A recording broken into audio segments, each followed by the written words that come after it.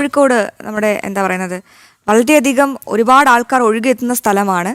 അത്യാവശ്യം വിനോദസഞ്ചാരികളൊക്കെ എത്തുന്ന നഗരമാണ്. പക്ഷേ ഈ നഗരത്തിന് ചില പ്രശ്നങ്ങളുണ്ട്. അതാണ് ഞങ്ങളുടെ പ്രതിനിധി അനഘ ഇപ്പോൾ പ്രേക്ഷകർക്ക് മുൻപിൽ തുറന്നു കാട്ടാൻ പോകുന്നത്. കോഴിക്കോട് നഗരം അടിസ്ഥാന സൗകര്യങ്ങളുടെ കാര്യത്തിൽ ബഹുദൂരം മുന്നിലാണെന്നാണ് കോർപ്പറേഷന്റെ വാദം. എന്നാൽ നഗരത്തിലെ പ്രധാന ഇൻഡോർ സ്റ്റേഡിയം ബിൽഡിംഗിലെ ടോയ്ലറ്റുകളുടെ അവസ്ഥ കണ്ടാൽ അറിയാം നഗരത്തിന്റെ യഥാർത്ഥ വികസനം അത് എന്താണെന്ന്. നോക്കൂ, സ്ത്രീകളടങ്ങുന്ന 200ഓളം തൊഴിലാളികൾക്ക് ശുചിമുറി സംവിധാനങ്ങൾ പോലും ഒരുക്കാൻ ഈ കോർപ്പറേഷന് ഇതുവരെ കഴിഞ്ഞിട്ടില്ല. നാട്ടുകാരുടെ പ്രതികരണങ്ങളിലേക്ക് നമുക്ക് ആദ്യം പോയാലോ ഗൗതം? എനിക്ക് തോന്നുന്നു ആ പ്രതികരണത്തിലേക്ക് പോകുന്നതിന് മുമ്പ് നമുക്ക് അനഘ എന്താണ് പറയുന്നത് നോക്കാം. നമുക്ക് അതെ, അങ്ങനെ ചെയ്യാം.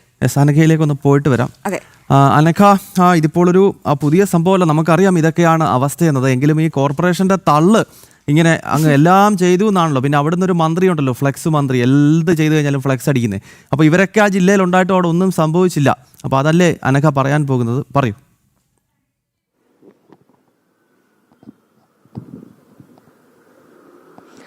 ഗൗതം, അശ്വതി, അതായത് 48 വർഷത്തോളമായി കോഴിക്കോട് കോർപ്പറേഷൻ ഭരിക്കുന്നത് CPM ആണ്. CPMന്റെ നേതൃത്വത്തിലാണ് കോഴിക്കോട് കോർപ്പറേഷൻ ഭരണസമിതി മുന്നോട്ട് പോകുന്നത്. അവിടെയാണ് കോഴിക്കോട് നഗരമധ്യത്തിലുള്ള കോഴിക്കോട് കോർപ്പറേഷന്റെ സ്റ്റേഡിയം ബിൽഡിംഗ്. ഈ സ്റ്റേഡിയം ബിൽഡിംഗിൽ ഏകദേശം 68ഓളം കടകളുണ്ട്. ഈ 68ഓളം കടകളിൽ 200-ലധികം സ്ത്രീകൾ അടങ്ങുന്നവർ ജോലി ചെയ്യുന്നുണ്ട്. 200-ലധികം ആളുകൾ ജോലി ചെയ്യുന്ന സ്ഥലമാണ്. ഈ സ്റ്റേഡിയം ബിൽഡിംഗ് ഉള്ളത് 4 ടോയ്ലറ്റ് സംവിധാനം മാത്രമാണ്. ഈ 4 ടോയ്ലറ്റും ഒരു രീതിയിലും ഉപയോഗിക്കാൻ കഴിയാത്ത അത്രയധികം ശുചിത്വമില്ലാത്ത അവസ്ഥയിലാണുള്ളത്.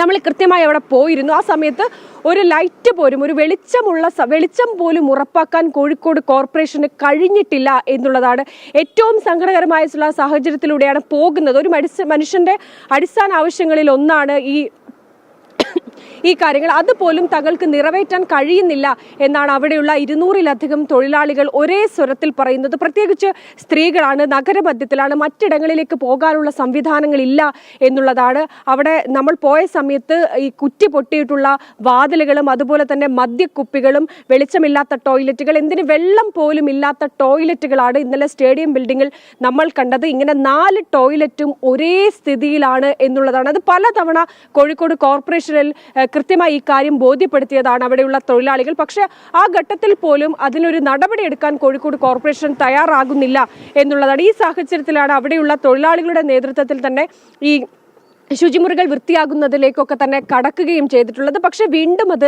പഴയ പടിയിലേക്കാകും. ഇതിനൊരു ശാശ്വത സംവിധാനം ഒരുക്കി തരണമെന്നൊരു അപേക്ഷ മാത്രമാണ് അവിടെയുള്ള 200ഓളം തൊഴിലാളികൾക്ക് കോഴിക്കോട് കോർപ്പറേഷനിൽ പറയാനുള്ളത്. അതായത് നഗരം ശുചീകരണത്തിൽ ബഹുദൂരം മുന്നിലാണ്, അടിസ്ഥാന സൗകര്യങ്ങളുടെ കാര്യത്തിൽ ബഹുദൂരം മുന്നിലാണ് എന്നൊക്കെയാണ് കോർപ്പറേഷന്റെ വലിയ രീതിയിലുള്ള വാദം. ആ വാദം ഇങ്ങനെ മുന്നോട്ട് പോകുമ്പോഴാണ് കോഴിക്കോട് നഗരമധ്യത്തിലെ കോഴിക്കോട് കോർപ്പറേഷന്റെ കെട്ടിടമായിട്ടുള്ള സ്റ്റേഡിയം കെട്ടിടത്തിലെ 200-ലധികം തൊഴിലാളികൾ ജോലി ചെയ്യുന്ന ആ കെട്ടിടത്തിലെ ആകെയുള്ള 4 ടോയ്ലറ്റുകൾ, ഈ 4 ടോയ്ലറ്റുകളും ഒരു രീതിയിലും സ്ത്രീകൾ അടക്കമുള്ളവർക്ക് ഉപയോഗിക്കാൻ കഴിയാത്ത രീതിയിലാണ് എന്നുള്ളതാണ്. അതുമാത്രമല്ല, അത് ഈ അവിടെയുള്ള തൊഴിലാളികളെ സംബന്ധിച്ച്, അവരെ സംബന്ധിച്ച് ഏറ്റവും പ്രധാനപ്പെട്ട, അവരെ വലിയ രീതിയിൽ ബുദ്ധിമുട്ടിലാക്കുന്ന ഒരു പ്രശ്നം കൂടിയാണ്. ആ പ്രശ്നത്തിന് കോർപ്പറേഷൻ ഇതുവരെ പരിഹാരം കാണുന്നില്ല എന്നുള്ളതാണ് അവരുടെ പരാതി. എന്തായാലും സ്വന്തം നിലയ്ക്ക് പണം ഇട്ടുകൊണ്ട് ഒരാളെ നിർത്തിക്കൊണ്ട് ഈ ടോയ്ലറ്റുകൾ ശുചീകരിക്കുന്നതിലേക്കൊക്കെ തന്നെ കടക്കാൻ പോവുകയാണ് ഇവിടെയുള്ള തൊഴിലാളികൾ. ഗൗതം, അശ്വതി. തീർച്ചയായും അനഘ പറഞ്ഞു വയ്ക്കുന്ന കാര്യങ്ങൾ വളരെ ഗൗരവകരമായ കാര്യങ്ങളാണ്. നോക്കൂ, കോഴിക്കോട് വികസനത്തിന് മുൻപിലാണെന്ന് അവകാശവാദം ഉന്നയിക്കുന്ന ഒരു കോർപ്പറേഷൻ ഉണ്ട് അവിടെ. പക്ഷെ അവരുടെ ഇൻഡോർ സ്റ്റേഡിയം അവിടെ കോഴിക്കോടല്ലേ? അതെ, അവിടെയാണ് ഇത്തരത്തിലുള്ള ശുചിമുറികൾ സ്ത്രീകൾക്കടക്കം ഒന്ന് ആ ഒരു മൂത്ര ആശങ്ക മാറ്റാൻ പോലും ഉള്ള ഒരു സ്ഥലം ഒരുക്കി കൊടുക്കുന്നില്ല. എന്തായാലും നാട്ടുകാർ പ്രതികരിക്കുന്നുണ്ട് നന്നായിട്ട്. അതിലേക്ക് പോയാലോ? സ്റ്റേഡിയം ബിൽഡിംഗിലെ 65ഓളം കടകളിലെ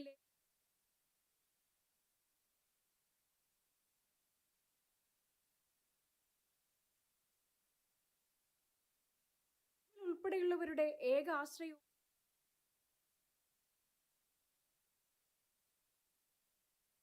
വ്യത്യാസം എന്താ അശ്വതി? നോക്കൂ, എന്തൊക്കെ വീരവാദമാണ് പ്രതികരണം.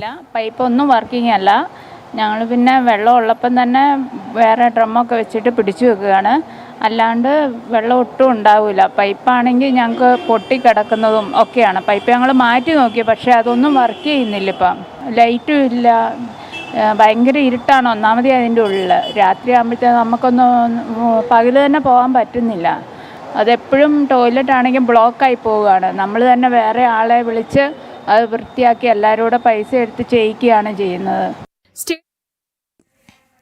ഓക്കെ, എന്തായാലും വളരെ ശോചനീയമായ അവസ്ഥയാണ്. യാഥാർത്ഥ്യം ഇതാണെന്ന് പ്രേക്ഷകരെ ഒരിക്കൽ കൂടി ഞങ്ങൾ ഓർമ്മപ്പെടുത്തുകയാണ് അനഘ. ഇനി